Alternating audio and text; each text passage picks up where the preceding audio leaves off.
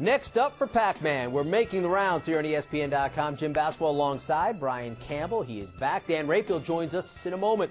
Manny Pacquiao and Chris Algieri are a done deal. It's an HBO pay-per-view November 22nd in Macau, China. Brian, we talk so much about Floyd's pros and cons of his opponents. How about this one?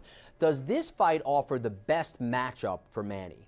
Absolutely not, Jim, and I think there's no question about this. Look, this is an interesting style matchup. That's the best thing you can say about this, but this is not, I repeat, not a pay-per-view level matchup, not by any means. You know, Chris Algieri has really one fight at this level, and in a questionable victory at that. But I think when you look at this is happening for two reasons. It's the reality of where we are in the Cold War with Manny Pacquiao's cupboard of opponents being dried up at this point. And the other factor is Bob Arum top ring getting enough money from the Macau side of things to want to put on this fight and not necessarily want right now to put on a fight, which I really wanted to see, which was Pacquiao Marquez 5. Now, you know, like I said, interesting test for Pacquiao in terms of a style matchup, but a tough sell for the fans. ESPN boxing insider Dan Rayfield. It will be a career payday for the unbeaten Algieri. Some, including myself, question the judges following his split decision win over Ruslan Provodnikov. Does he deserve this shot at Pac-Man? To echo my good friend, young Padawan learner Brian Campbell, absolutely not. I'm with you, Jim. I didn't think that he beat Ruslan Provodnikov. I thought he lost that fight.